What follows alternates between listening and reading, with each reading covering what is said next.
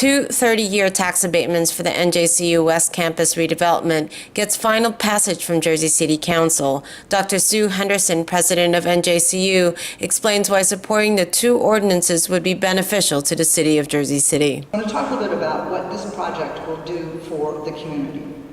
We'll create over 1,900 construction jobs, over 1,000 permanent jobs in retail service and other categories. The construction expenditures will generate over $500 million in economic activity and nearly $205 million in labor income. As a matter of fact, 3 of the individuals that came up and spoke today may well be employed working to do this construction. The generation of estimated $19 million in state and local tax revenues during construction, once developed, the economic activity will be about $141 million from business and retail tenants. And by the way, my students are excited about having the retail spaces. They like the food on campus, but they actually prefer to have some choices. The business activity and residential tenant spending will increase the economic activity in the region by $260 million and will support over 1,800 jobs, earning another $120 million in employee compensation and generating $12 million in state and local taxes. The 30-year pilot income stream to the city from blocks 1, 2, 3, 5B, and 6 is $93 million. Including Box 7 is $108 million. It's a $400 million development.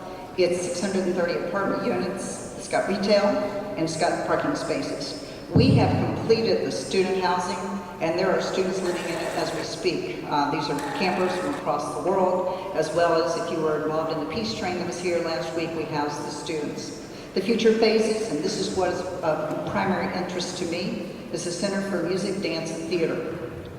The structure of this project means that these businesses will pay us a long-term lease. That lease will go to pay the mortgage on this building, so I do not have to do it on the backs of the students. There are mixed views from the attending public regarding the two 30-year abatements. I've sat here and I've listened to tax abatements time after time, and I've heard developers come in here and make promises about giving our residents jobs, about all the great things that they're doing for the community. Well, the difference is that NJCU has already been doing that for decades. This is an educational institution that unfortunately Trenton has cut a lot of our funding. So now we have to go a different route, which is developing and using the retail space. And why is that? Every person here on the City Council, I would hope, would be supportive of NJCU, as we have been training not only for non-credit continuing education, but also our youth and our students. We also have an institute here that was just started under the tutelage of President Henderson, which is the Institute for Dispute Resolution, which is moving forward legislation not just for the university, but for the state of New Jersey. And through that legislation, because of the innovative things that are being done at NJCU, will translate into millions of dollars for the people of Jersey City. So that's the type of work that NJCU is doing. And we cannot continue to do that work unless we have money. The funding is being cut. We're forced to go to donors. And I would hope that everyone in Jersey City and all the residents will stand behind me. Stage 2, annual charge or 20% of taxes otherwise due. Well, is that the taxes due now? Or that's the taxes done after revale? And then you have over here, stage C. They'll pay 40% of taxes due. Well, by then we should have had another revale. The point of it is that you're making up some sort of a list on things, on figures that's based upon really today's numbers. And our numbers are 28 years old. I'll tell you honestly and truthfully, right now society here was thinking this up as a fool. Here they are, since day one, they're paying full taxes on contaminated land to the city of Jersey City. And here we are bending over backwards to find reason to help out a developer. And I think it's wrong, even if it's the college I went to, by the way.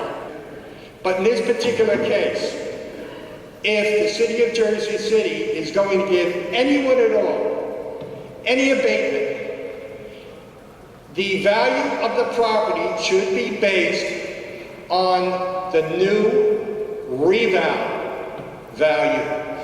I hope that's simple enough for you to understand, because 28 years ago it might have been worth X dollars, but that's not the case now. But the critical important thing there is that these public-private partnerships provide a revenue stream for New Jersey City University and higher ed. So we talk about what's the community benefit for Jersey City. And we'll talk about the jobs, we'll talk about the affordable housing and other things like that. But if you don't think that higher education is a community benefit in today's economy, the necessity of getting a bachelor's degree and a master's degree, in today's economy, it is critically important. Our residents in Jersey City will be falling farther and farther behind if we don't provide an affordable higher education.